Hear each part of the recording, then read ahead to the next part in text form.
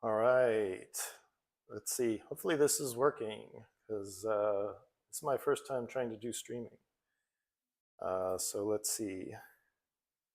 From the console on YouTube, seems like it's working.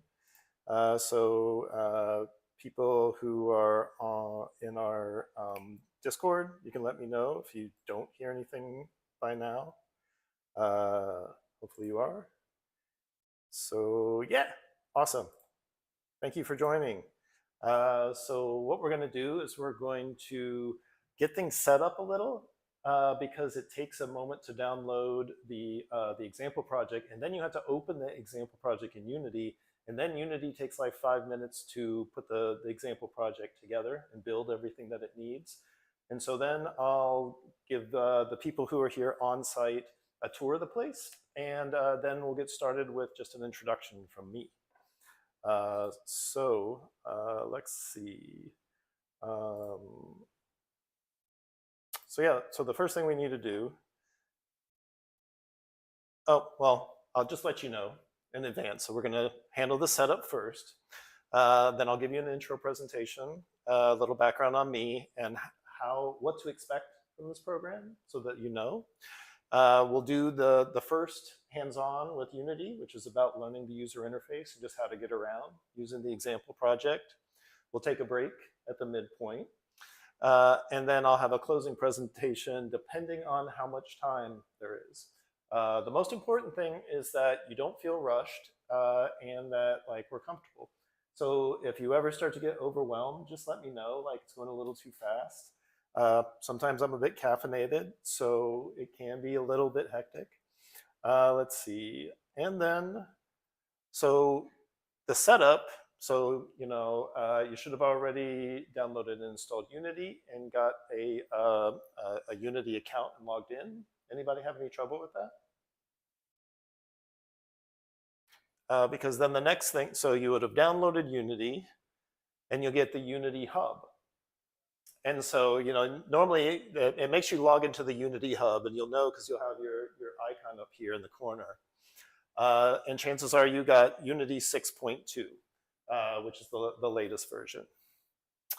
So then, you install the editor. You don't need anything extra when you install the editor. So when you first install any of the editor, you have the choice of all this extra stuff. But all you need is the thing that's default. So if you install the editor, then all that's going to be totally normal. Let's see. Well, that's a good question. Why don't we? So for example, here's my Unity Hub. And there's at the top, the very first thing that's open is projects. But if you go to installs, you should have something listed here. So for example, you should have, under installs, you should have Unity 6.2. Or it's okay if you have an older version. And the things that we're going to do will work on just about everything, but it'll help us be on the same page if you are using 6.2. But these installs can be pretty big, like gigs and gigs and gigs. And so if you don't have much space on your computer, you probably don't want to be like me and have a bunch of old installs, especially when there was a recent security problem with Unity and old versions need to be updated. So that's how you know. Oh, spoiler, there's the example project. So we're going to be using an example project that is useful just to, we can look at an empty editor, but it's much more interesting to look at an example project that you can actually play the game and move around. And so what you'll want to do is you'll want to go to this link. I provided a link, and you can get to the link in the Discord. So for example, let's see, here's our Discord. And in class 1, the slideshow that you're actually looking at is this one here. So if you click the link to this presentation, you'll actually be looking at the exact same presentation that I'm showing you right now. And which is, that's kind of an important point, which is you don't need to worry about taking notes so much because you'll have my presentation And you'll even have the recording of the class, because right now we're recording to a stream. So click on this link to download the example project. You'll probably get some warnings. So first you'll have to click like a button that looks like this, where the red thing arrow is pointing. It'll probably tell you it can't scan for viruses. I promise I'm not trying to give you a virus. Download it anyway. And it'll come down and it'll be zipped up. So chances are, if you're on PC, Windows already has like a way to unzip this. If you're on a Mac, hopefully you know how to unzip it. Let me know if you wind up stuck or have any problems. And so when you unzip it, you'll get something like Unity Projects, Unity Essential Projects. So I'll give you a minute to catch up.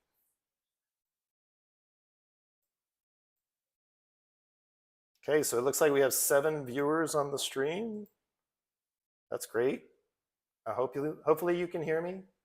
You can post a comment in the Discord or on the stream itself if there's any problems, because I have no idea what that looks like.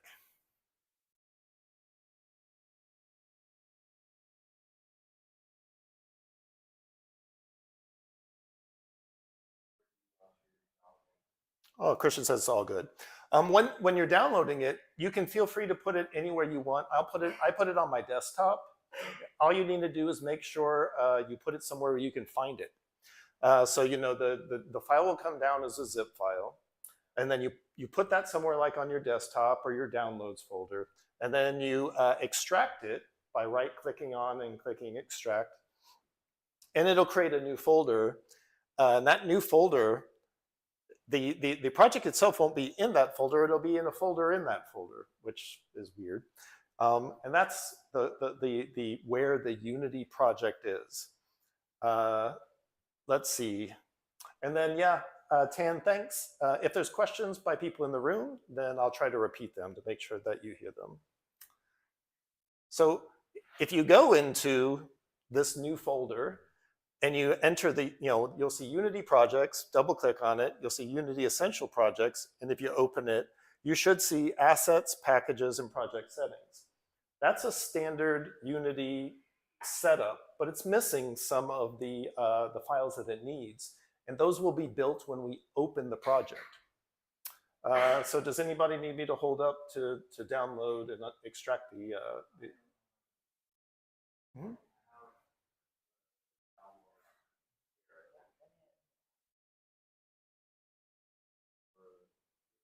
Yeah, can you just pull the essential project out? Yeah, let's see, is that, so you've got essential projects there, right? All right, and then open that. So I think you're pretty good. It looks like you've already extracted it.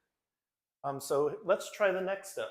So what you're gonna do now is you're going to go into the Unity Hub. And I'll show you in my Unity Hub how this looks. So you go to Projects, and what we're going to do is we're going to add a project from the disk. So you click on Projects here in the Hub, and then you click Add Project from Disk, and it gives you a finder to look for that project.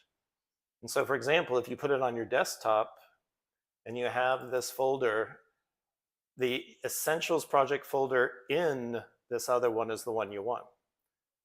It's the one that has all these files inside it. So if you click on that and click Open, you'll probably get some warnings. Let's see. So most likely when you do that, it'll show up in your projects, and you'll click on it, and it'll say something like missing editor version. All right, so that's totally normal because it's expecting an older version. And you'll see you have a section for missing version. And if you click that, it'll try to install it. And you don't want that. You already got a better, more recent version. What you want to do is go down to Installs and click on one that's at the top. That's probably 6000.2 point something. And so that's the You want to use one of your already installed versions. And then it's going to say, oh, wait, oh my gosh, warning, you're going to, it's saved with a different version. Are you sure you want to update it? Are you sure you want to change the editor version? Absolutely. It is no big deal to change the editor version. So when you do that, then it'll start compiling the example project. And this is going to take a little bit of time. Yeah, you're going to see that Unity project window. And this is like that's a progress bar. Let's see, project update required. Yes, that's fine. So what you want to do is you want to see that Unity splash screen that's building the project. And eventually it'll open up and it'll look like this, but that's going to take a little bit of time. So let's make sure everybody in the room is at the point where it's building the project, because it'll take maybe 5 minutes to build the project. And then we're gonna, in the room here, while our projects are building, we are going to do a little tour of the facility so that you know how to use the bathroom, how to get water, where the fire escape is. Is everybody building the project? Mm-hmm. No worries, Martin.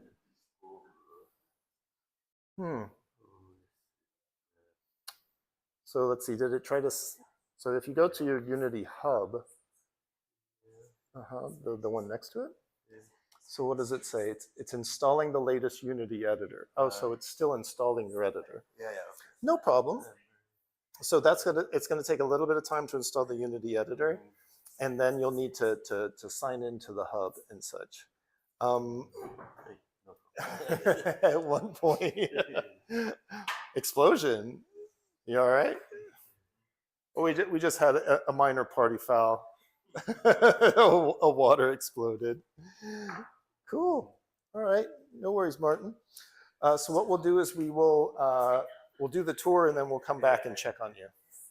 All right. So everybody on the stream, we're going to take about 5 minutes and I'll be back. So let me see.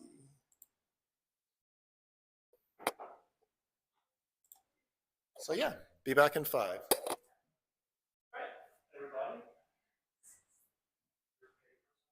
Yeah, absolutely. I can. We'll actually do that first. And no worries.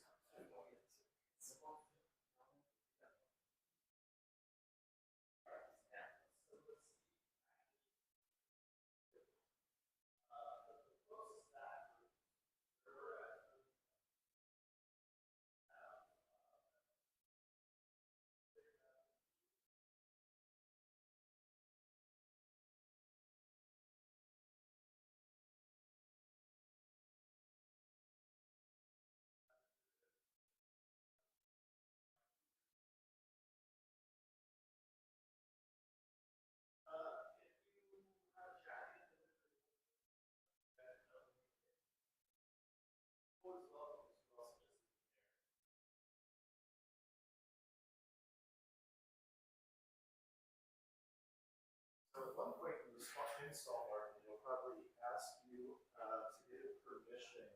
You know those Windows permission screens that are like, hey, you're installing something. You want to do that. You'll probably get that at some point.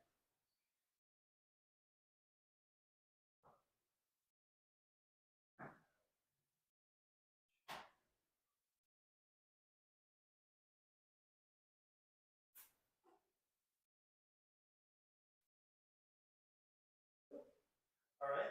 Let me show you the rest of the place.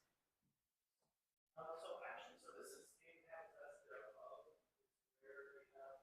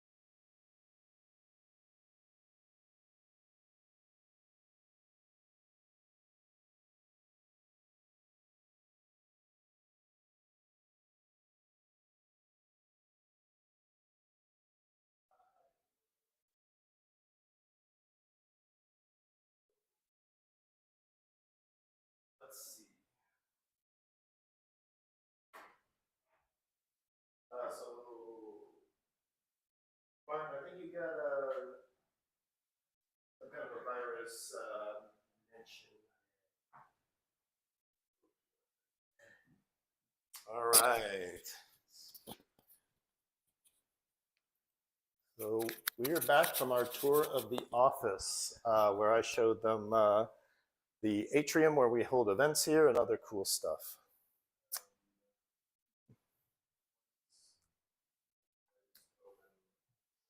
So let's see, it says, oh, you can dismiss that. So if you get a message that says something about package manager and needing to enable or disable something, you can just dismiss that. The thing is that this example project was created a long time ago on another version of Unity, but Unity's been updating so quickly that a lot of times, like even when you have the version that was made on, they update some more and something goes out of date. But these example projects are so simple that you don't really need to worry too much about being on the exact editor version. In fact, it would be a pain to keep installing editors in order to be on those things, especially when you're learning, because all these learning resources come from different things. So Martin, you're still in the process of installing, I guess, right? Well, that's actually okay because just let me know if you're in if it ever slows down or stops. But what we're going to do next is actually I'm going to give you a presentation about myself and the program, and then we'll come back to the editor. So it's totally fine if you're still building the example project or downloading. Oh, let's see. So Christian, you mentioned some issues with the assets being outdated, and I think that it winds up fixing those, even just clicking through them. So we'll double check it. There is a method to fix out-of-date materials inside of Unity, so it'll still be something we can fix manually if you wind up being stuck. So let's see. So the team. The people who are Divergent Neurons Academy, there's me, and I'm your instructor. Alice is my business partner and handles all of the business and grant financing and grant writing. You'll meet her at some point over the course. But also, I often have teachers' assistants and guest speakers that come in. I usually try to find a guest speaker that is connected to the topic. So if we're doing a level design class, a level design guest speaker, concept artists have come in to do like the 2D art guest speakers. But that always depends on people's availability. So, which is why I don't guarantee anybody. So a bit about me. So I've been in the industry, in the video games industry for about 20 years now. This is what my LinkedIn profile looks like. I consider myself a game designer, even though I've held a variety of different roles. I'm also a nonprofit game development educator, as you can see, because I'm up here standing in front of you, educating you. And I'm a neurodiversity advocate. I do a lot of talks and support for neurodivergent causes. I've talked at the Nordic Game Conference and Nordic Game Jam. I'll be giving a talk at Sweden Game Conference in a couple weeks. I moved here to work at Massive Entertainment. Previously, after Massive, I worked at Flashbulb Games for a while. I got laid off and created my own company with 2 other people called North of Reality. So in between doing this, I also developed my own games under North of Reality. And I do contract work and speaking work and consulting. These are some of the games I've worked on. So you might recognize some of these. Actually, it's not all of them, because I also worked on some PSP games when I first got started. But if you have any love for any of these games and you have questions about them, I love to talk about game development, and I'm happy to share stories of my adventures. So I got started by going to a place called the University of Georgia in Atlanta, Georgia, near Atlanta, Georgia. It's actually in Athens, Georgia, in the United States, where I studied programming. I wasn't too good at programming, and it's pretty complicated. I love scripting and I love logic, but I decided that I also wanted to explore art. And I went to the Art Institute of California, Los Angeles, where I learned things like animation and 2D art and 3D art and storyboarding, hand-drawn animation. But one of the things that I tried there that I really loved was I had a class about game design where we made board games, like physical board games.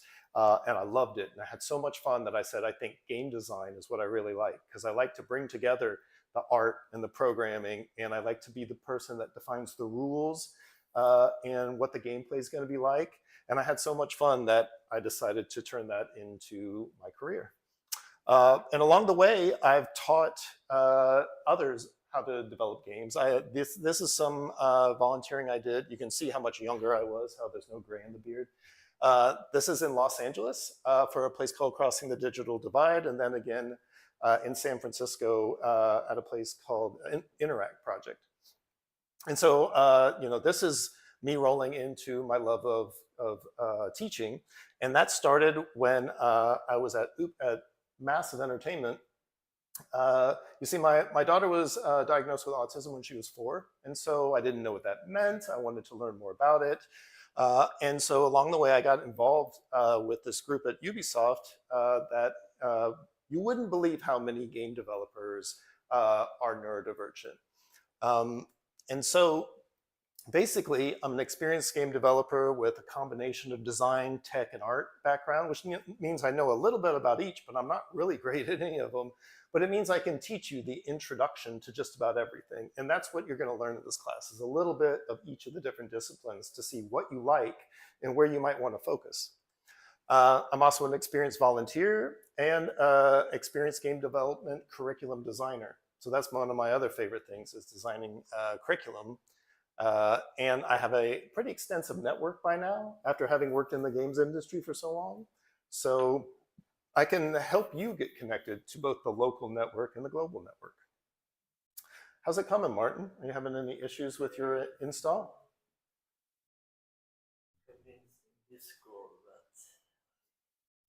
Oh, okay, gotcha. Oh, you're trying to get access to the link.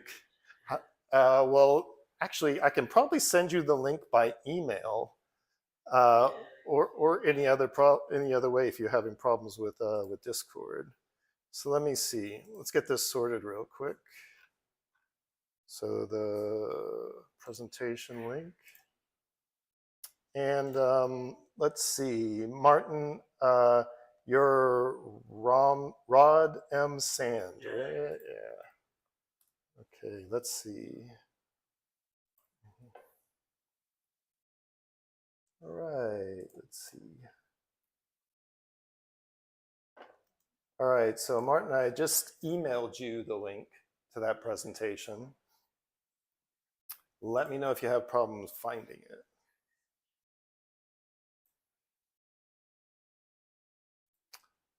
All right, so I promise we're going to get to the fun part of actually working in the editor soon, and you're probably sick of me talking about myself, so that part's over.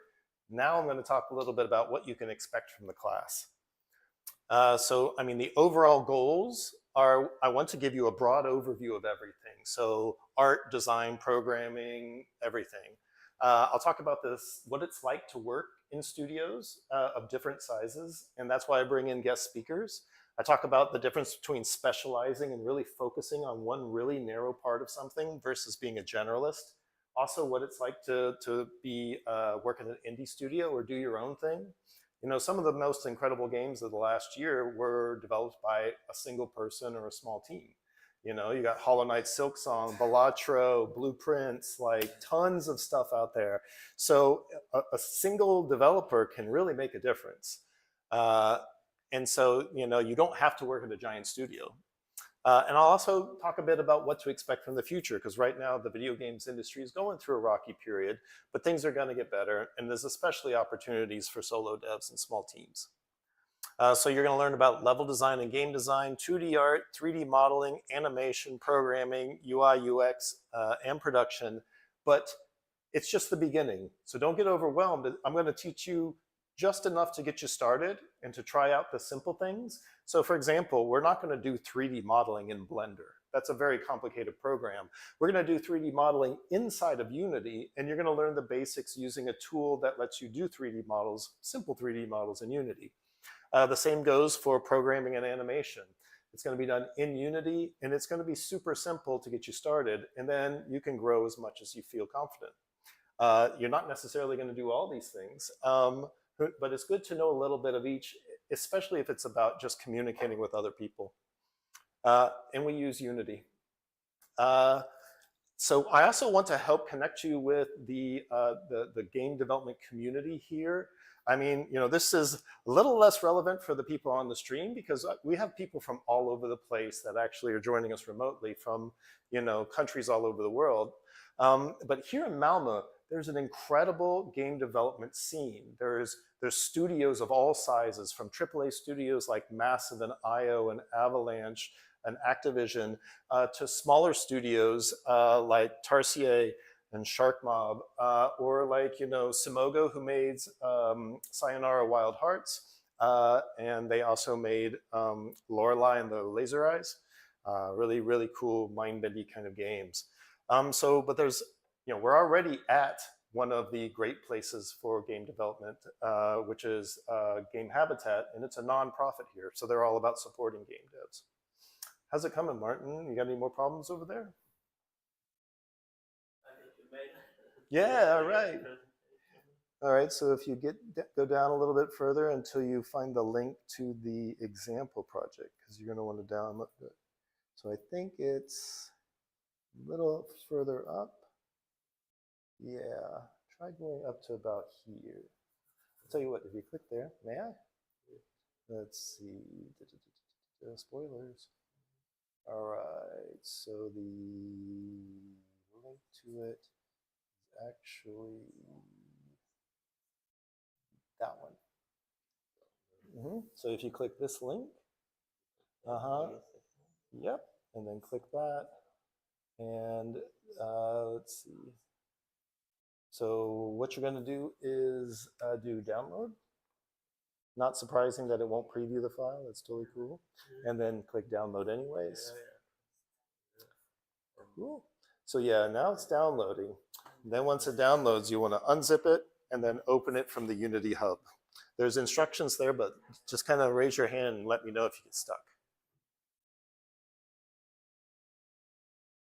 All right, so, I also want to make sure that after the course that you feel comfortable continuing to learn.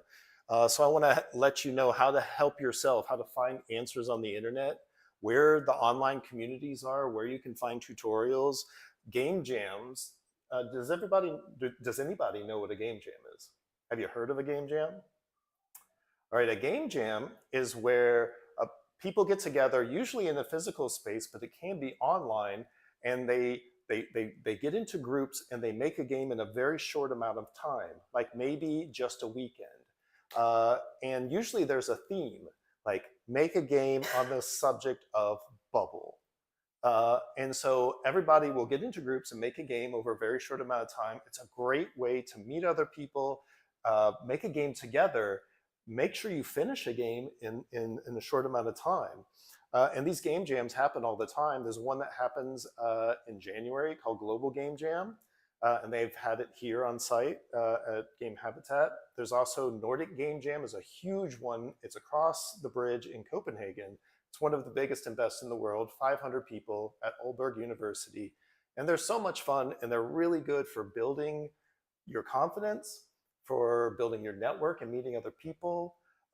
And they're really inspiring. You see all kinds of things other people make. So one of the goals of the course is just to get you confident enough that you feel like you could go and participate in a game jam. And that's a great way to get started, and it's a great way to build up your portfolio and just to learn how to make different games.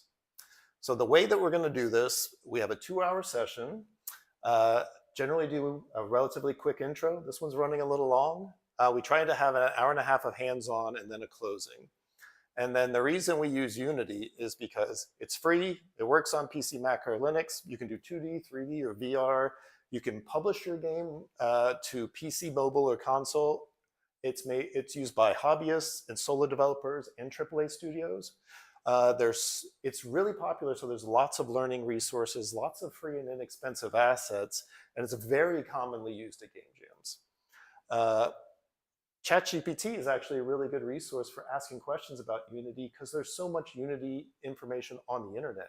So if you're having a problem or if you need help writing a script or understanding a script, ChatGPT is actually really good at doing that. Although be warned, ChatGPT can make mistakes and does. Don't depend on it to do all the work for you because it'll create a mess really fast. But here's an example of some games that were made with Unity. You might recognize them. Here's some other games that were made with Unity. You might recognize them. So if you want to be successful in the class, it helps to prepare a little bit before the class, and I try to provide, the presentation I'll use in advance. So if you want to see what is coming up, you can do that. Focus during class. If there's any way I can help, let me know. Review the materials after class. Like I say, pay attention in class and don't worry about taking notes because you have access to this and you have access to the stream. So you can, really don't need to worry too much about taking notes unless you really like to. I don't assign homework, but I do give challenges, which means that if you feel like in between now and the next class, you want to develop your skills, I'll give you something that you can do as a challenge to try it. And I love to see your challenges, and you can post them and share them with me, and I'll give you feedback on them. Engaging with the community, like start to go into these communities and just lurk, peek around, join a community, a Discord community. You don't have to post, just look what other people post. Ask questions on our Discord, and I'll answer them. I'm always available for that. And take these tutorials that I show you and try them again, but try to customize them and see what you can do. Don't worry about breaking things. Don't worry about, at the worst, maybe you scramble some stuff and then you uninstall Unity and you reinstall it. It's more important that you just try because that's the way you're going to learn. And I'll show you some tricks for resetting things in case you scramble the user interface or you get lost. But it's more important that you get in there and dabble, try things out, sketch. And find out what motivates you. The number one thing that's most important about game development is to stay motivated to keep doing it. So everything else is secondary. Because if you stop doing it, then that's when things just kind of go off the rails.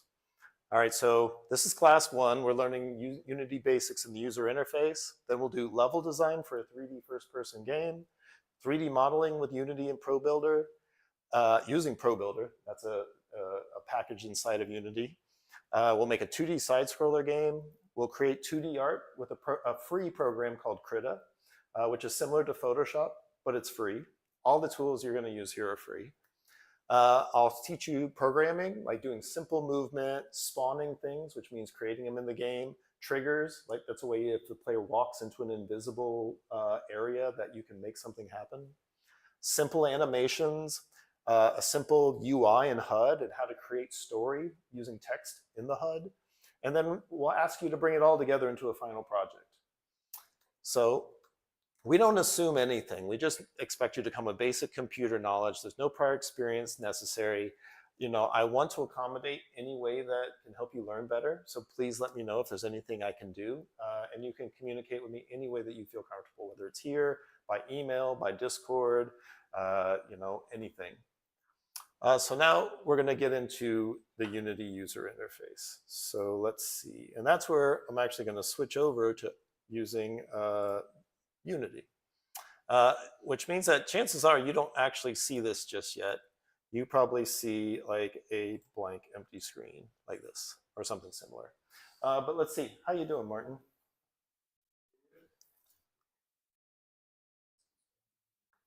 Mm-hmm.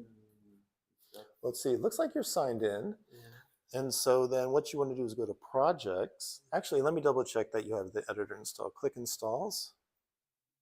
All right, good. You have 6.2, perfect. Go to projects. And so this is where we'll click add and add project from disk. In the future, we'll create our own projects. But so have you downloaded that project? Did you unzip it yet? Well, let's see if we can find it. No problem. It might be in your downloads folder or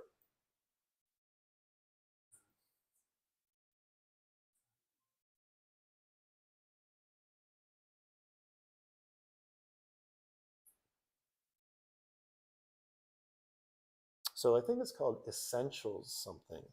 Although let's see, in your browser, when you download it, click that button. Click it, and then, okay, that's where it is. Click, move your cursor down here, click that folder, and that'll show us the folder that it's in. All right, so what you want to do is you want to drag that maybe onto your desktop or onto somewhere else. All right, and then now it's unzipping it, which is great. And now we know that that's your desktop, right? My Swedish is still pretty bad. So. All right. And so then once it's downloaded, it'll take you probably 5 minutes for it to, what we'll do is we'll get it so that Unity is building it and starting to open it. It'll take maybe 5 minutes to do that.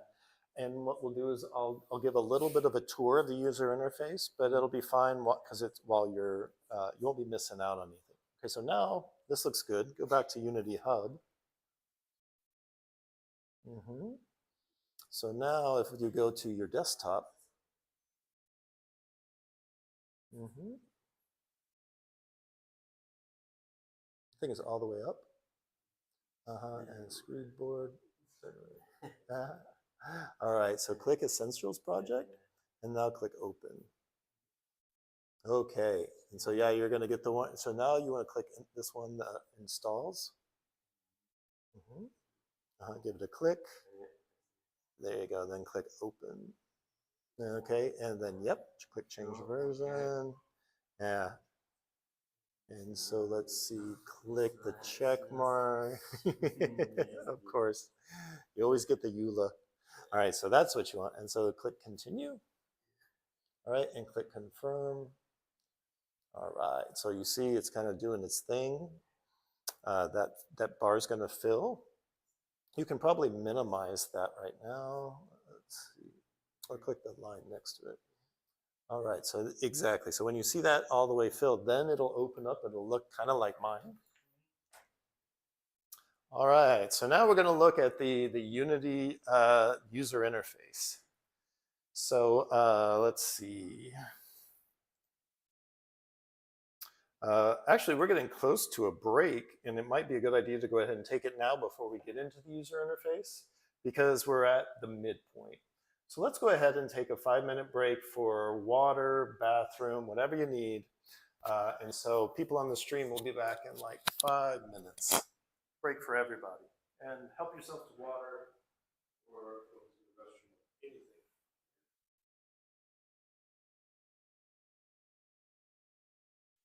Which is a perfect opportunity for your catching up.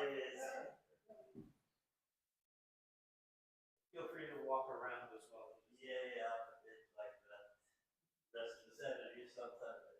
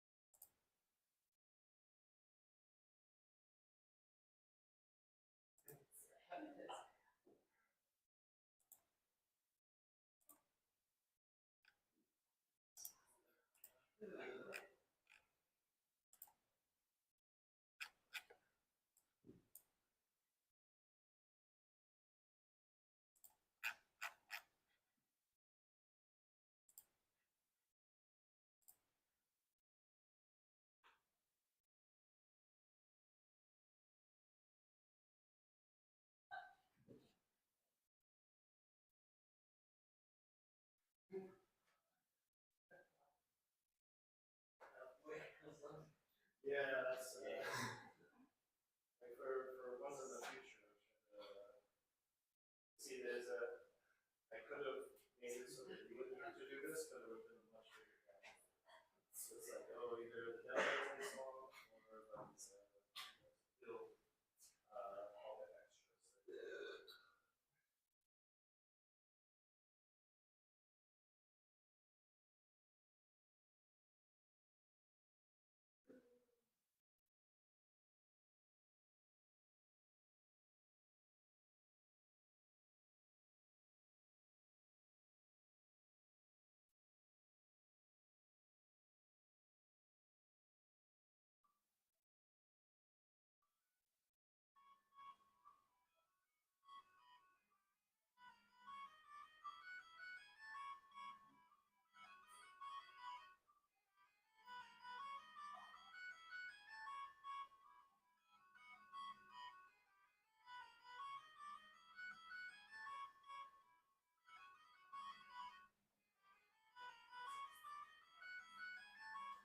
Ah, that strange sound is my phone reminding me to take a break.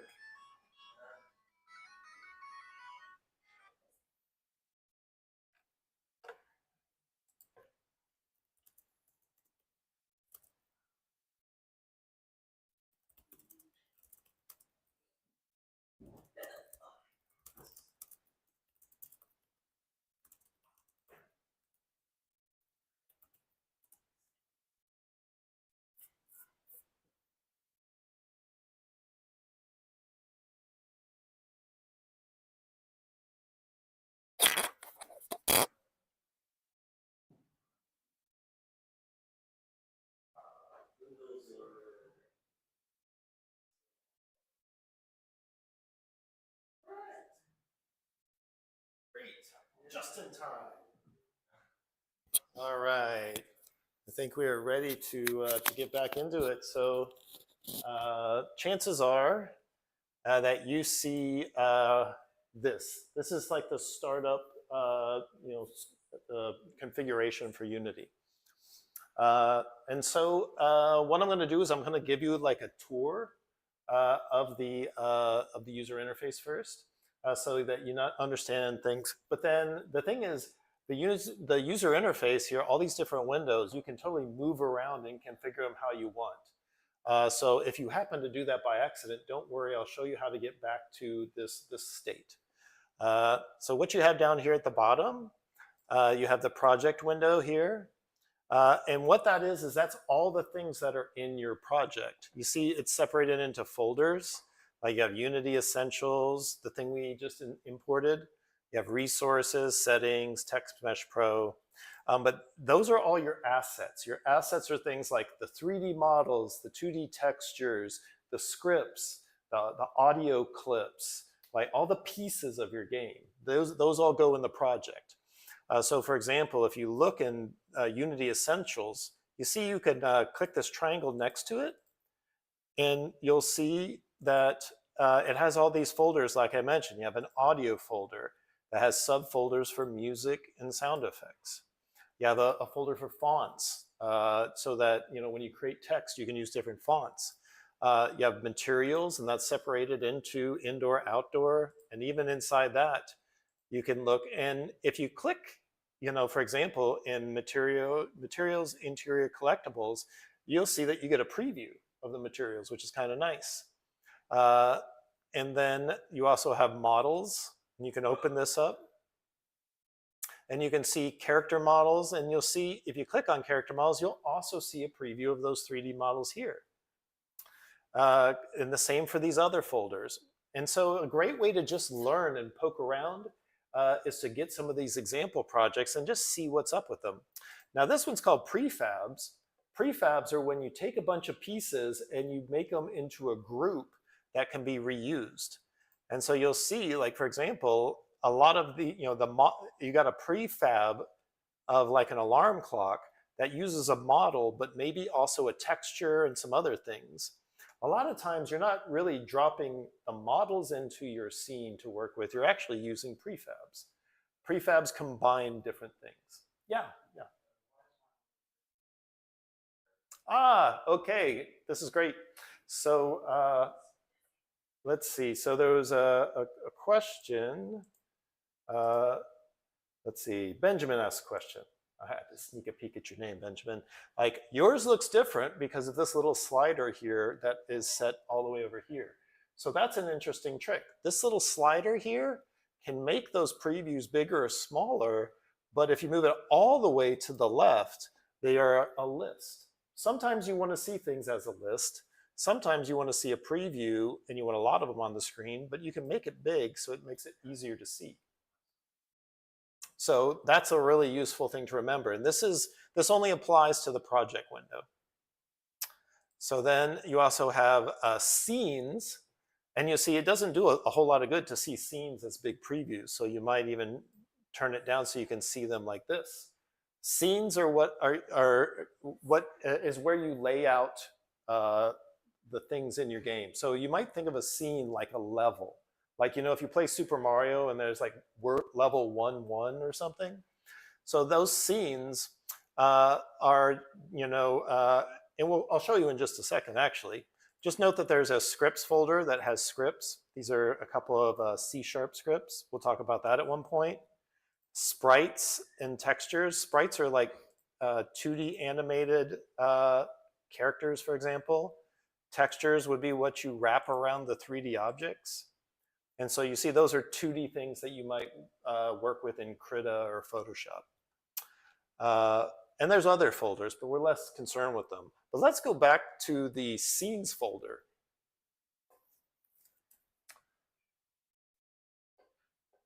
So the scenes folder, you can see that there are these different scenes that came with this project. Let's double click on the one that says starter scene. And you'll note that up above, things are going to change. So if I click on starter scene, now this window up here has some interesting stuff in it. And that stuff is actually listed here in this hierarchy.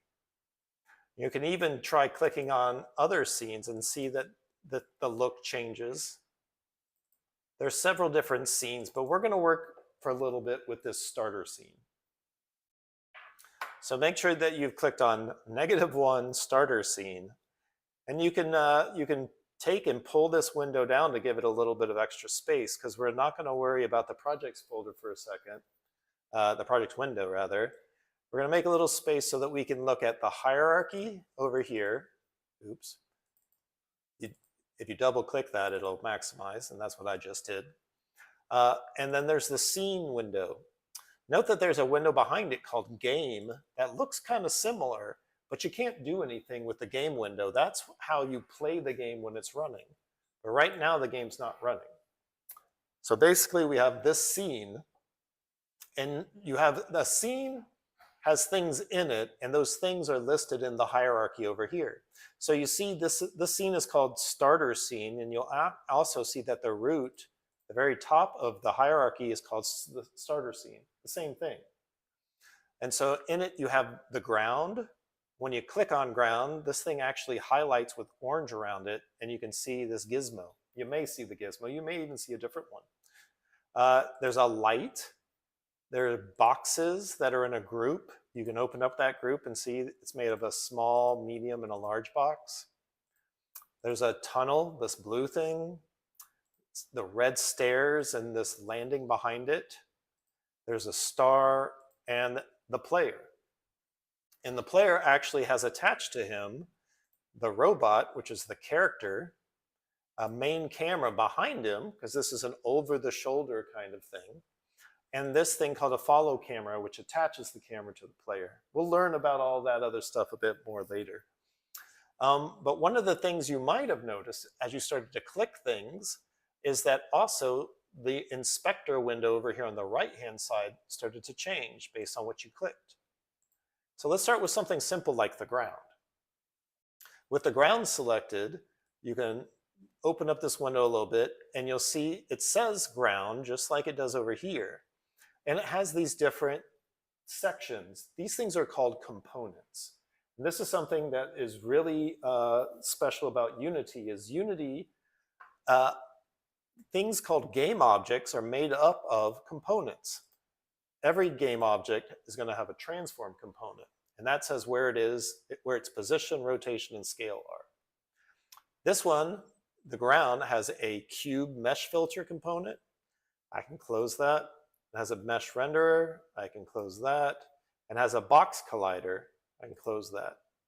And then you can see what its material is. So you can open and close these components. You can hide them if you don't want to see. It also has this thing called a tag and a layer. And you don't need to worry about that too much now. But the point is, these components are going to change based on what you have selected. So if you click on the directional light, now the component, it has a transform too, but it has this light component, which the ground didn't have. And the light component is how the light actually affects the scene, which we'll get into later as well. Boxes only has a transform component because actually the boxes that are the children of it, you can think of this as the group that holds these three boxes together. So box small, box medium, and large are a lot like ground. Those are 3D objects that are actually created in Unity. And it's very common for them to have a mesh filter, mesh renderer, and a collider if you expect things to bump up against it. Things are going to be similar for tunnel, stairs, landing, and player. When you go into it, that's when things get kind of complicated because the player, of course, is controlled by a script and has a bunch of special things like an animator that causes it to animate. It also has a character controller and other things. Well, this might make a little bit more sense if we play the game and see how this works. So let's go ahead and do that. So if you look up here at the top, there's play button, pause button, and a step button. Go ahead and just click the play button. Now my screen's going to look green on the outside. Yours won't, but I'll teach you about that a little later. But now the scene window hides itself automatically and the game window comes forward. And now if you click in here, you can see your mouse moving around will move the camera around the robot character. And you might have already guessed that you can use WASD to make it walk in the different directions. So you can move around with WASD. You can change the camera using the mouse. You can even hold down Shift and run. And you can press space to jump. Very common controls.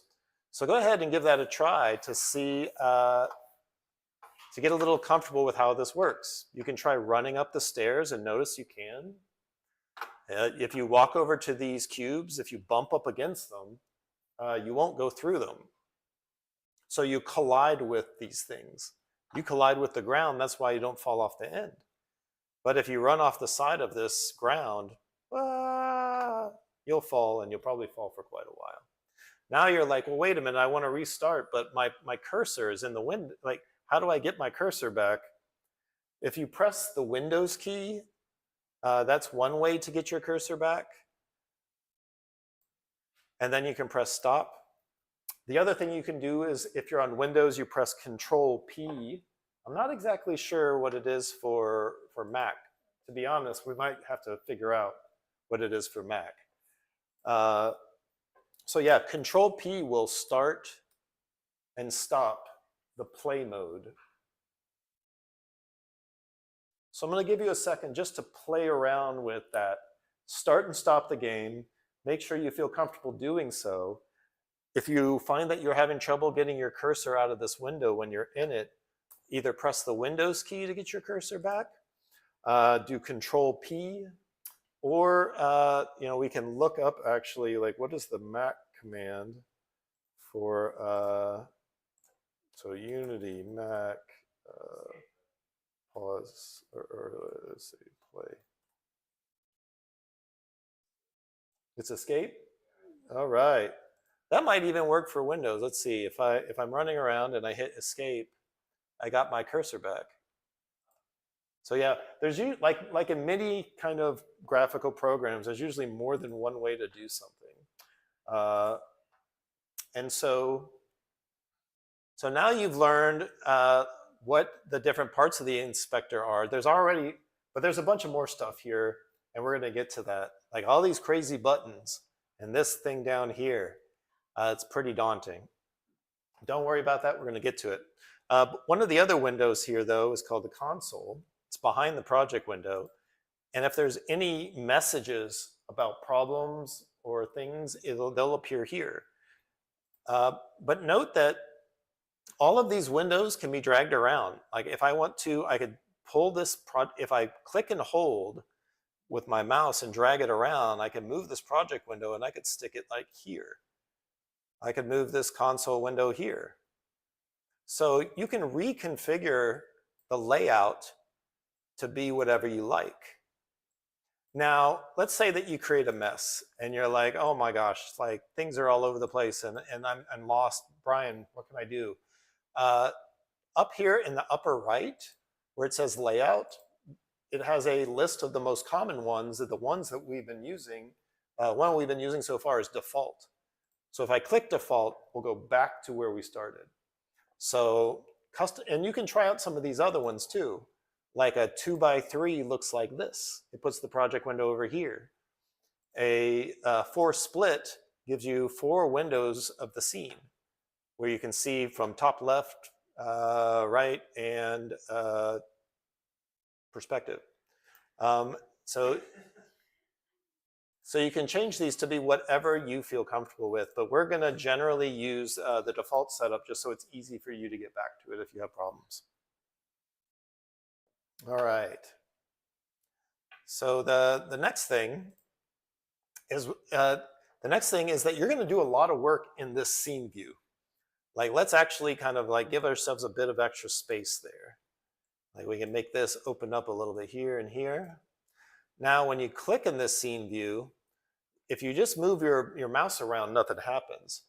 But if you click and hold with the right mouse button, you can move the view around.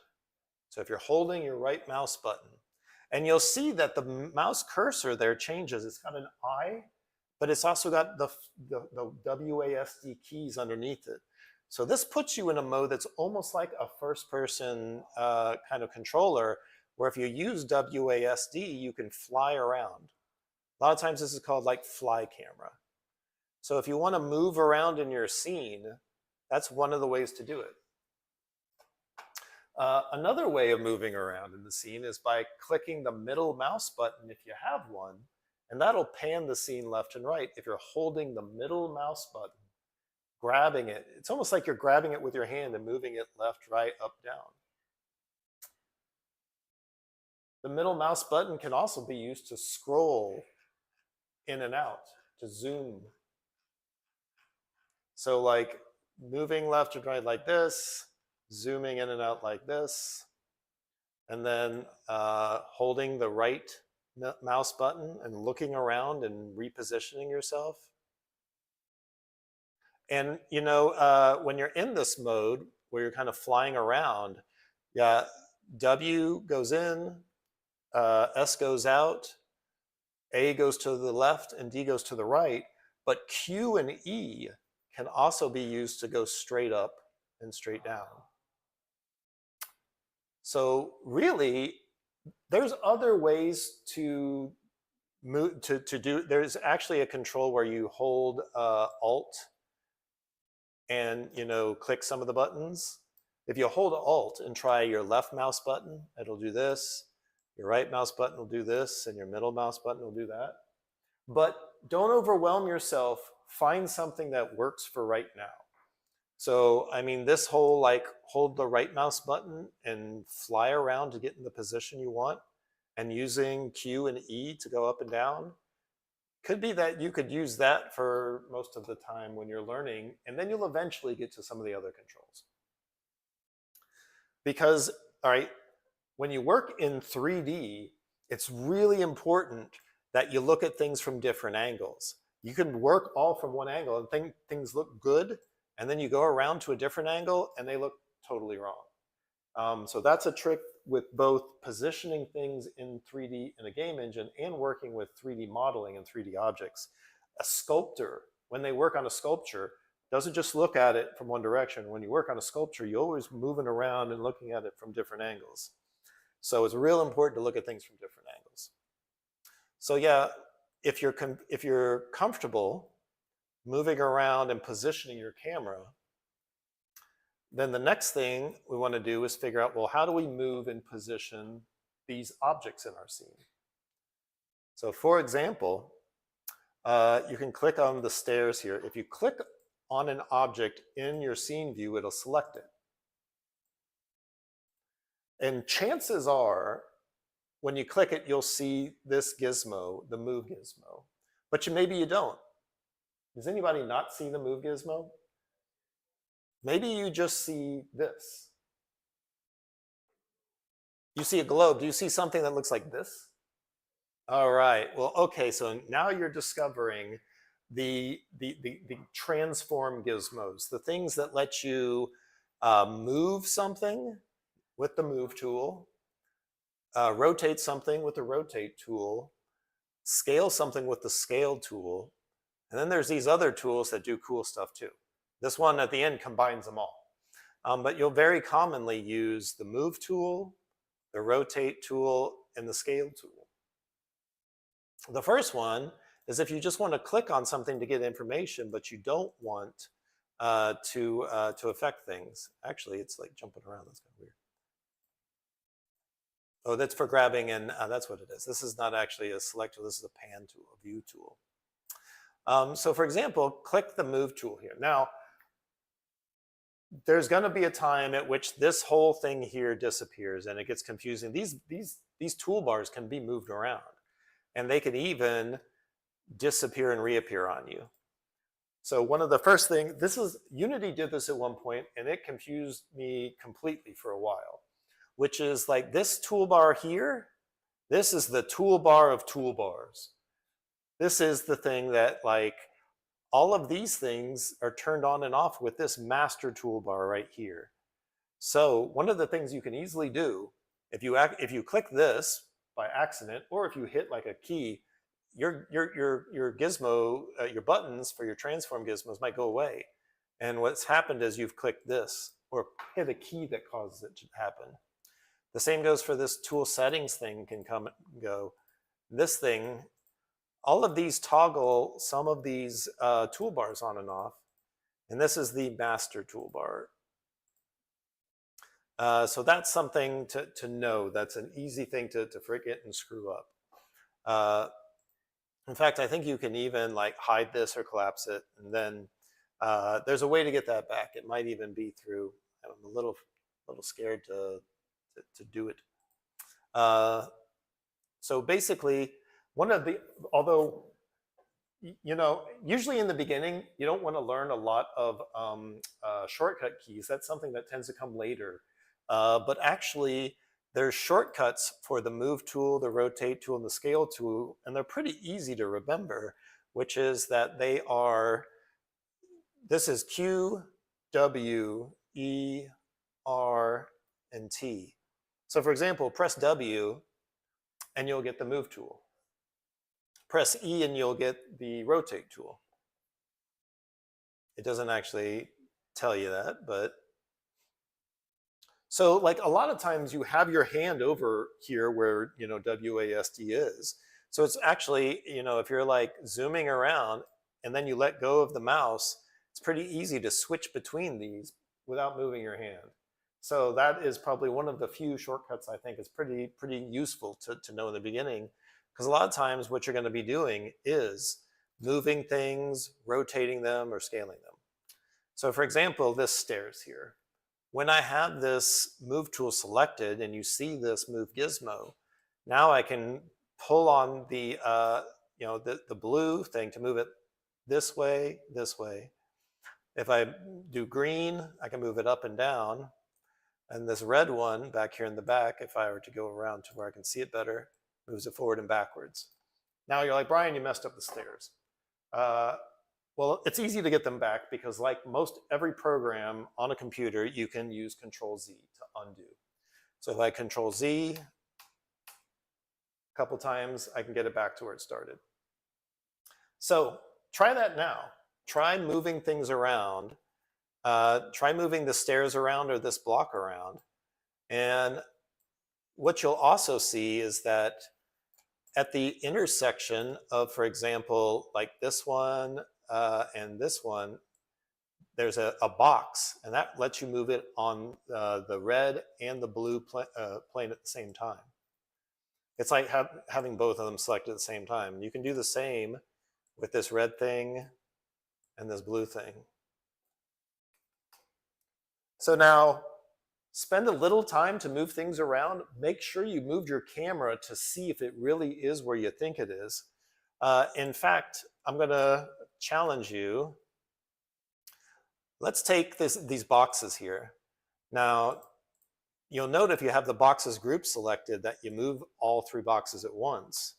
But if you click on just each of these boxes, you're selecting them separately.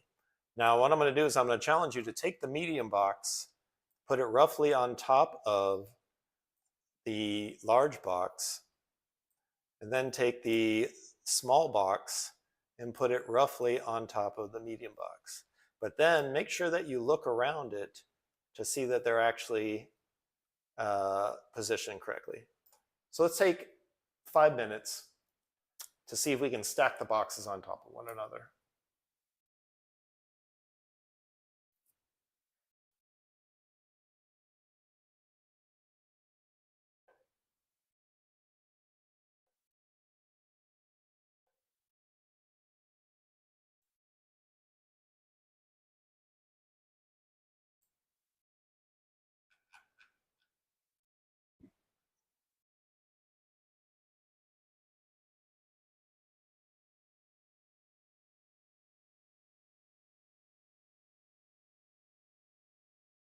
So if you want a real challenge, not only do you line them up so they sit on top of each other, but use the rotate tool to see if you can get the rotation roughly the same.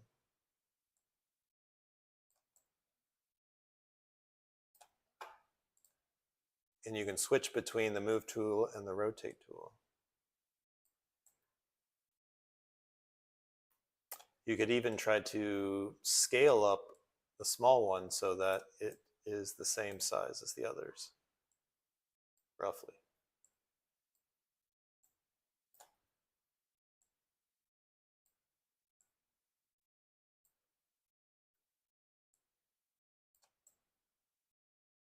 See how close you can get them.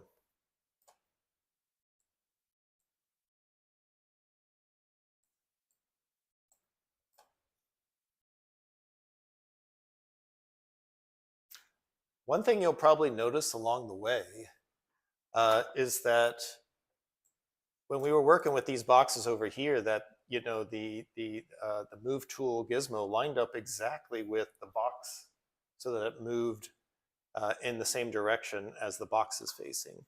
But here with these, it's a little different. Like this box, this gizmo isn't lined up with the box itself. And that is actually something that's controlled by this other tool setting here. So you see in our buttons in our master down here, the second one called tool settings has a setting called where it says global. If you switch that from global to local, then the gizmo lines up exactly with the box. If you switch it to global, it lines up not with the box, but with the world. Like you see, it's lined up with the grid. So that's knowing the difference between local and global when it comes to positioning something can make things a lot easier. If you want to make sure you're moving it along the local axis, switch to local. If you want to move it along the world, like if I wanted to be moving it on the grid and keep its rotation, I'd switch to global. So that's useful. So we found that here in tool settings. And that's something that also applies the same to rotation. So if I start rotating now, I get kind of a wonky-ish rotation while I'm on global. But if I switch to local, I could stand this thing up in that way.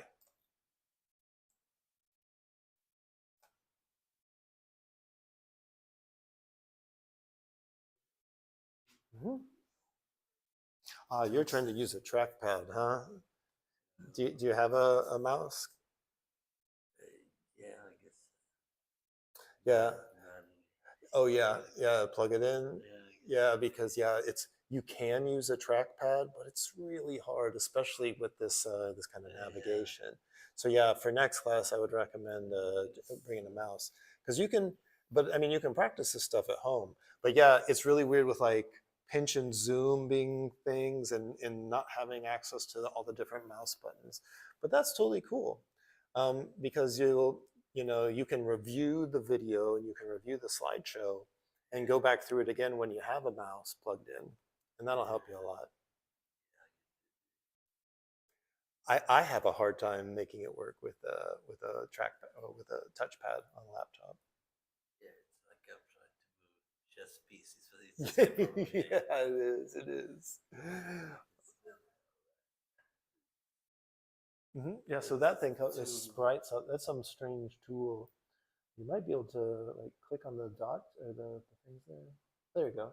Or try. Can you right click on those two things there? Try. Okay, click hide. That just gets that out of the way. That's a tool for swapping out textures on something, but it's not really useful now. All right, looking good. Looking good. Excellent. So you've been moving around these 3D objects, but there's other things that you might need to position. For example, the directional light here. So you see the shadows. If I, for example, have the rotation tool on and I select the directional light, I can click on one of these, like for example, one of the axes to rotate it, and you see how the shadows change.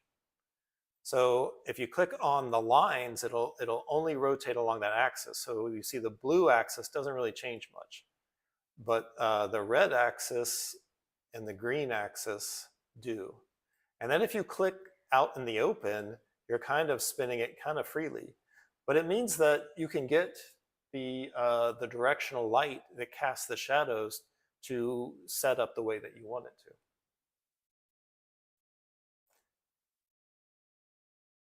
So, one of the other things you can do now that you have the light selected, like look in the inspector and you see under the light component, there's a emission section that has color. Try clicking on the white part there, and you can actually choose a different color and see how it affects the scene. So you're tinting the color of your light. So under emission, you see the color property. And then you can, for any color field like this, if you click where you see the color, then it opens a color picker. And it might be that this is over here in the white area, and so you won't actually see any color.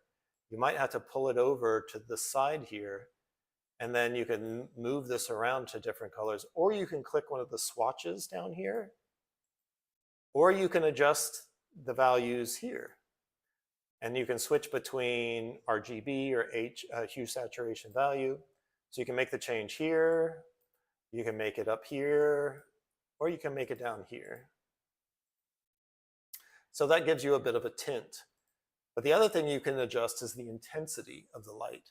So if you want to make things darker, bring down the intensity. If you want it really brighter, you move it up. So, but this directional light isn't, you'll note that even if you turn all the intensity all the way down, it doesn't get totally dark.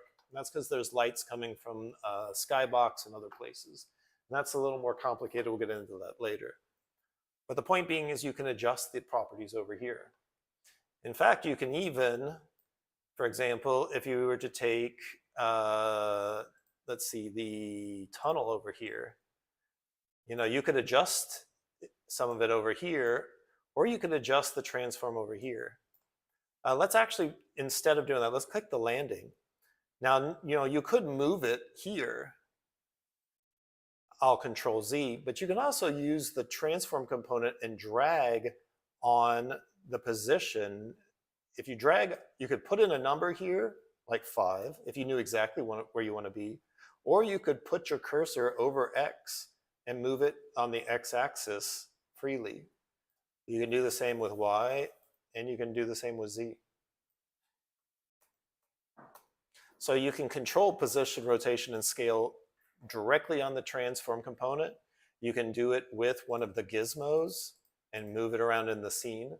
Sometimes you're doing something really precise, sometimes you're not. Yeah. You sure can. Now, why don't we look at that too? Because that can be useful to set up if you're doing something something really precise. So there is a a snapping tool in our toolbar of toolbars. We can hide the tool settings because we're not using them. We can also hide the materials up there because we're not using that currently, or the view options. And let's open up grid and snap. So that'll put a toolbar up here. You can even pull this to where you want it. So this is where we can set up things like snapping. We can say, you can toggle the visibility of the grid to turn it on and off. And then you can turn grid snapping on and off. You see something is on when it has this blue tint and it's off when it's just gray. So if I click that, snapping gets turned on. And if you click the drop down, it'll tell you, you can say, okay, snap to grid in steps of 0.5. You can change rotation snapping. Let's say, for example, we want to snap in increments of 5. Those are nice, big, chunky snaps. So now when you move something, you see it jumps to the next 5. So actually, a good way of there's actually a good way of starting out with something like this. So for example, if I were to set the transform to 0, 0, 0, we'll be able to see this a lot cleaner. There's a quick way to do that. If you click these 3 dots here and click reset, it resets that box to 0, 0, 0. It zeroes out everything, a rotation in, position, and sets the scale to 1. Let's just move this out of the way for a second so we see this box here. So now the pivot point of the box, kind of where you grab it, is at 0, 0, 0. Now if I drag this thing, it jumps to 1, 2, 3, 4, 5 in the grid. And you can see that it's at -5 in the Z. So this is the Z axis. And if I want to go to +5, I'm there. So this is a quick way of getting to a very precise location. And for certain types of level design, is really useful to snap to the grid. And so you can change that. You could say, what if I want increments of 1? I could do, and you'll see that it's snapping to each point in the grid. Each unit is a unity unit, which is roughly like a meter. And so that can be really useful. Now, if you switch to rotation, you'll see that now when you pull to rotate, you see that you can see that it's rotating in increments of 15. If I wanted it to rotate in increments of 90 instead, now it's going to rotate 90 degrees at a time. So you can control that. And then if you want to turn it off for more precise, exact, you can do that too. But it's really smart, and something we're going to do in the level design class is we're going to use snapping to make sure that things line up precisely. There's times when it's useful to do snapping and times when you actually want to be off-grid. But it's smart to be able to know when to use them and when not to use them. So let's see. We can Control Z to get all the way back to where we're at now. Now, let's see. Let's take the stairs here. And then what we're going to do, you see here in the inspector, we have transform, mesh renderer, go all the way down. You see this mesh collider. You see how it's yellow. Well, if you also look closely, you see there's kind of a yellow box around this. If I click somewhere else and then click back on it, you can kind of see these yellow lines. And the mesh collider has a yellow grid. If I click here to turn off the mesh collider, you see that goes away. So now you can imagine what might happen is if we turn off the mesh collider for the stairs and then play, now try to walk up the stairs.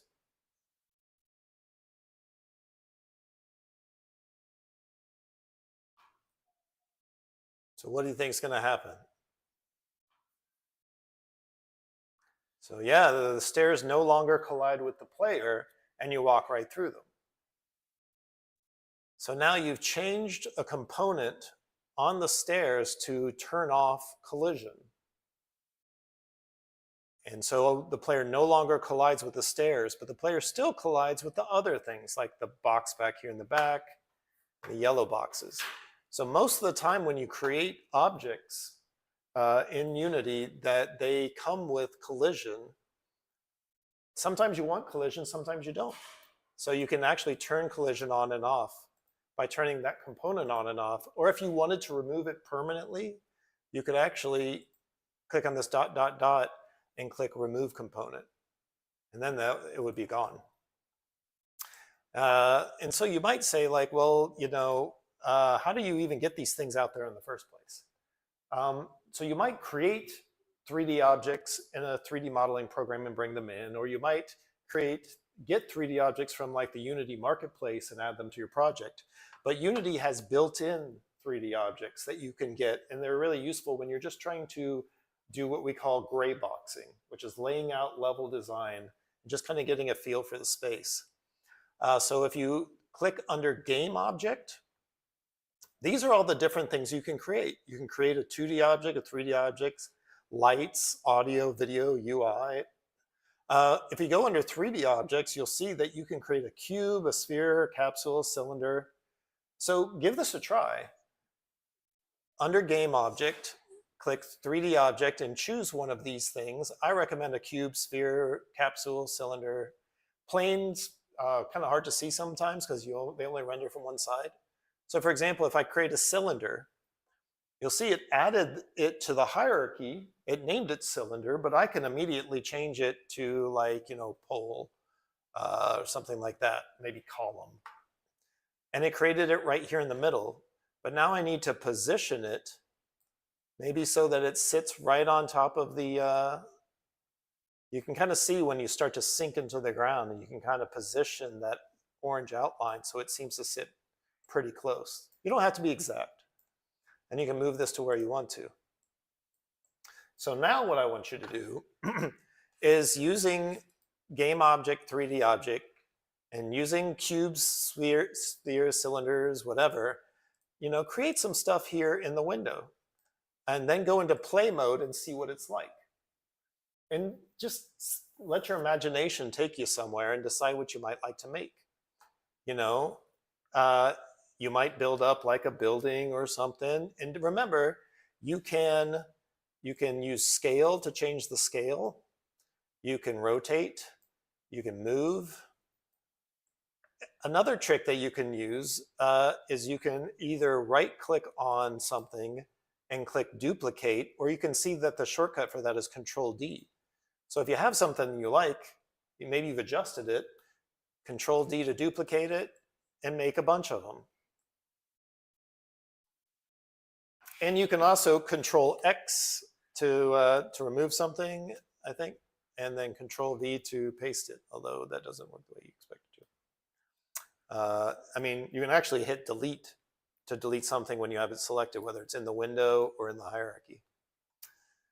So play around with creating essentially level. See what kind of level design you can make. And knowing that your character is capable of jumping, you might try to create like a parkour course. Like, hey, like maybe you want to see, how high can my character jump, and can I get him to stand on top of a cylinder? You know, can I stack up? Can I put some of these nearby of different heights so that I can then have him jump up on top of this tunnel that he can run through?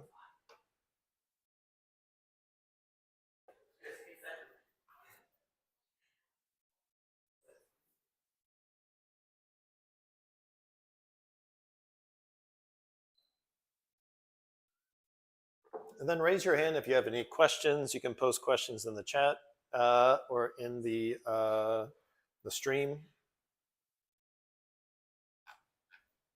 Work together on projects if you are a team of two and want to work on the same Mm-hmm. together? You can. So the question was, can you work on a project as multiple people? And there's a couple different ways to do it. One of the things that's really tricky is like if you're working in the same project and you have a way of sharing it, but you make changes to a scene and somebody else makes changes to a scene, it's really hard for those changes to merge. So it's really usually best if there's only one person working on the scene at a time and you coordinate. Now, one of the things I'll teach you later is how to the best way to do that, to work on a project together, and even the best way to make sure that you take care of your project and you save it and that it doesn't get broken is to use something called version control, which sounds a little it's a little complicated when you first look at it, but there's things that you can do that you in Unity that you can't undo. And there's things that can happen where your project might get corrupted. What you could do is take your project and save a copy to Google Drive to back it up. But then that becomes a real pain and managing that. But smart people have figured out a much better solution. And it's something called version control. You set it up, and then whenever you make a change that you like, you check that change in, and it saves it to the cloud. And then other people who are working on the same project can bring down that change to their version and they'll have your changes. They can make their changes and save it. And you can actually work on separate things and save them both to the cloud. And that means that your project is backed up to the cloud. It means that, and every time you check something in, it saves that check in. And if you need to go back to a prior check in, you can do that very easily. So it's the ultimate undo. And it will save a project. And it's so useful that even when people are working on a game jam over a course of a weekend, they usually set up version control. Once you start using it, you'd think it's crazy to do it any other way. I use version control in my personal projects. And I think that it's not that hard to set up.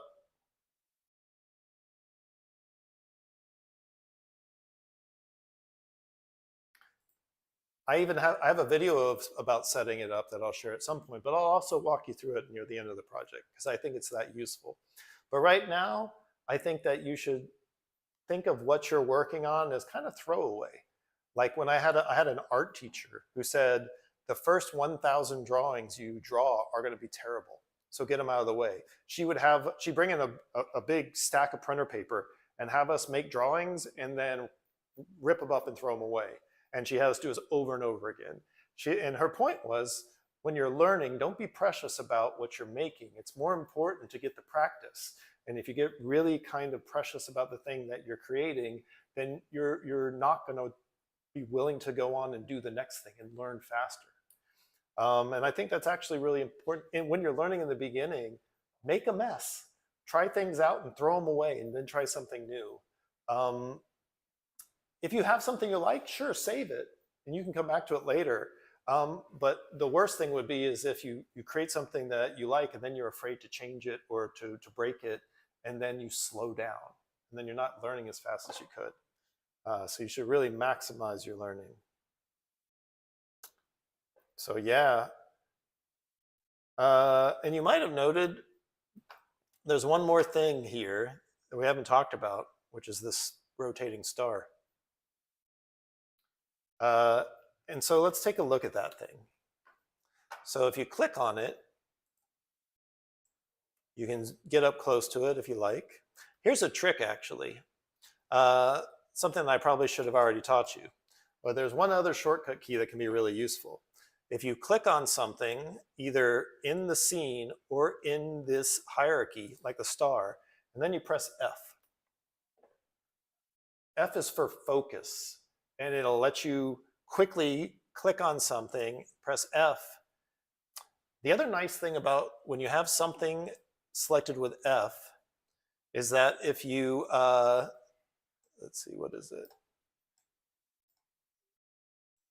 There it is. Okay, so if you have something selected with F, if you hold down Alt and you left click and drag, you'll orbit around it. So that's rather than trying to fly around it with those 3D controls, if you click on something, press F, hold down Alt, and left click and drag, you rotate all the way around it. That's called orbiting, and it can be a really useful way of looking at something all the way around it. So if we look up close to the star, you can see this icon on it, looks like a speaker. And that means that it has an audio source on it, makes sound. Sometimes these icons can get in the way, and so there's ways to hide them. We can show you that later. But you see, it's also got a script that controls its motion. So it has an audio source that makes sound, and it has a script that causes motion. You can't currently collect it. You'll see, okay, well, what if I put this thing where it's easy to get at? Let's see if I go from local to global, drag it down close to the ground, say okay, that's pretty close to the ground. What if I do play now? So I can walk over to it. Oh yeah, I can collect it, cool. And it made a sound, and it created visual effects. You can see this VFX star burst.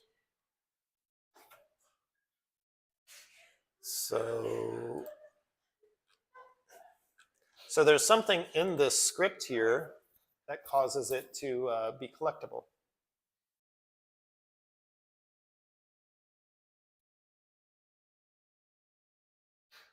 So let's see.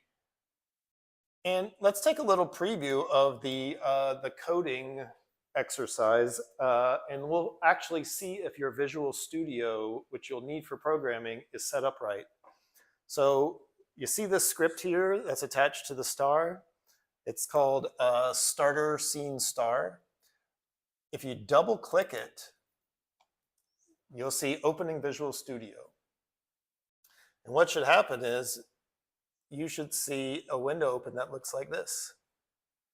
Now, if you don't see this window, then maybe something happened and Visual Studio isn't set up correctly.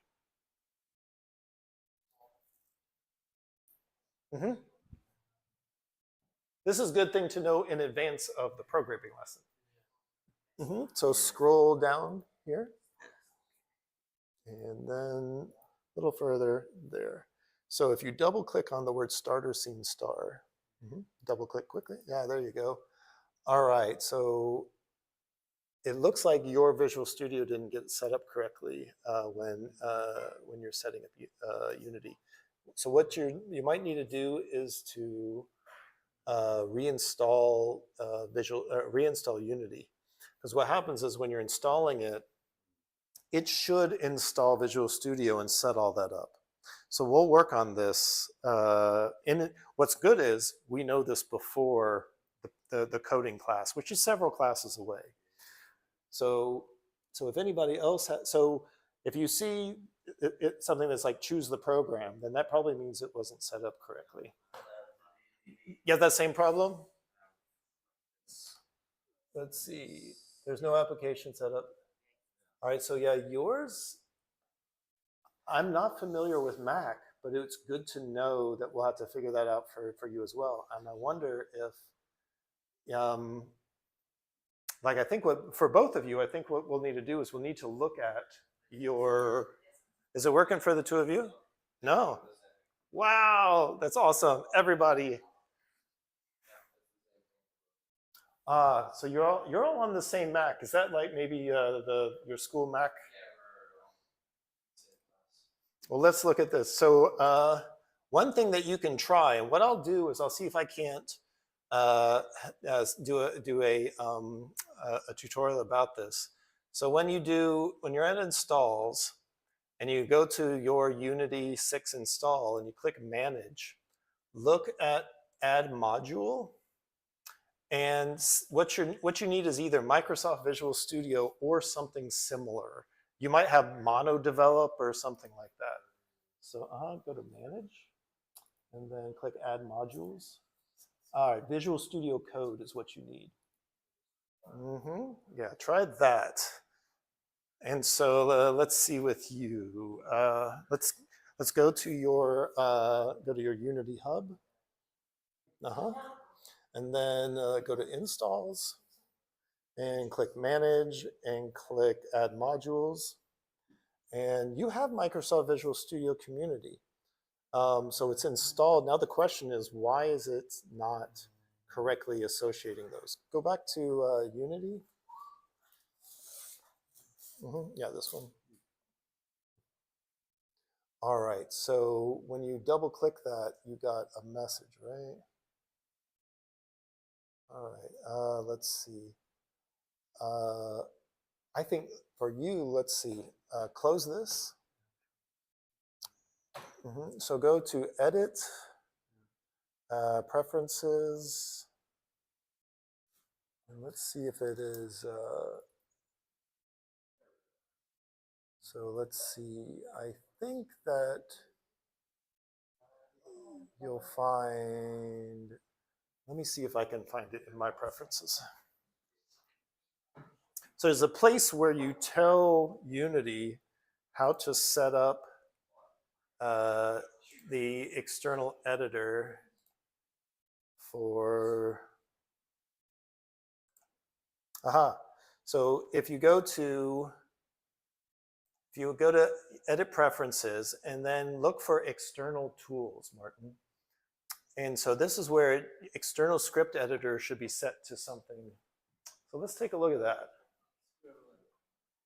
So go to Preferences, down at the bottom. And okay, so go to External Tools. All right, can you open this up, drag that out a little bit? Right, there you go. All right, so External Script Editor, click that. Do you have anything in the drop down? All right, so what we need to do is we need to find where it installed. For some reason, it doesn't know where that Visual Studio install is. And so it's really weird that it didn't hook it up when it installed it. Let's see. So mine. Let's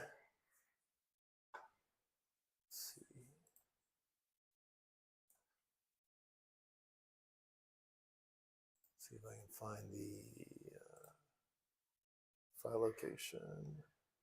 Oh wait.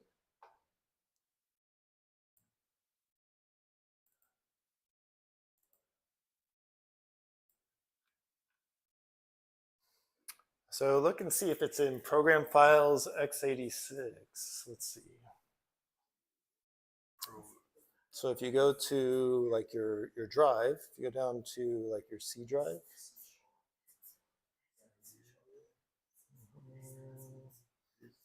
Yeah, open that, and then open that.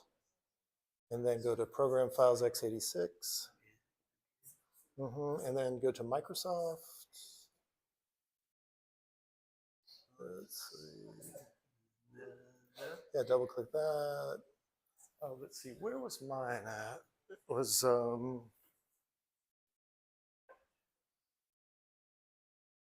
mine is actually in Microsoft Visual Studio. It's strange that yours isn't there. So if it's where I saw mine was a little further. Let's see. Yeah, it's weird that it didn't seem to. Let's see. So strange that it seems to think that it installed it, but yet we can't. Oh wait, I wonder if it's. I think it maybe didn't install. So I think you need to actually.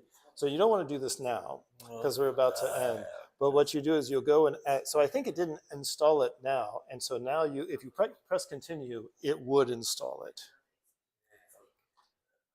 So but the point is, we can also, you don't need it for the next class. You don't even need it for the next class, but we'll fix that before the class on programming. So Actually, we've just about wrapped up class. And let me see what, if you were to look at the presentation, you'd see a lot of this stuff that we already covered. So it's useful to, you might see the layouts a little different, but we covered the layout. We covered, how to move things around. We covered some of the toolbars and some of the shortcuts. We covered this stuff, the different methods of zooming. We practiced that a bit. We ran the game. Here's a trick that I didn't show you, which is that you might notice that my Unity turns a green tint when I'm in play mode. It can be really important to know when you're in play mode or not, because you can change things while in play mode, but warning, if you leave play mode, those changes will be lost. So something that I do and something other people do is there's a way to tint your UI in Unity, and you do that by going to preferences and setting colors for play mode to a different color. So this is something you might do in between now and the next class. It's not required, but it's useful because that way you know when you're in play mode, and it's important. So that's why mine is a green tint. So we talked a bit about snapping, and we talked about the shortcuts. We talked about Control Z. We talked about the parent and the children and how like the little boxes are grouped into a group called boxes. And we did this challenge. We talked about global versus local, and that's recapped here. And about zooming and moving around. We created some 3D objects ourselves. We didn't get to this part about changing the material. So if you decided you wanted to learn how to change the material on the 3D object you created, you could look at this. Although we'll do more of that in level design and in 3D modeling. We talked about duplicating and deleting. We made a parkour course, or we talked about it at least. And so there's a bit of information here about how to build a game, but you don't need to worry about that. We'll go over that later. But if you wanted to know, I've made changes. I want to create a game that my friend can play without needing to install Unity. Then that's how you make a build. And that's one way you'll share your work. And don't worry, we'll come back to that and I'll teach you how to make a build. But you can, if you want to look at this in advance of that, that's fine. And it walks you through the process of making a Windows build. If you're on Mac, you'll need to make a Mac build, of course. So this goes through that process. And as we move forward, one of the ways that you can share your game with me is to make a build, zip it up, and put it somewhere where I can find it. How do you zip up things? Well, it depends on if you're on Mac. If you're on Mac, there's probably a method for doing it that I'm not aware of.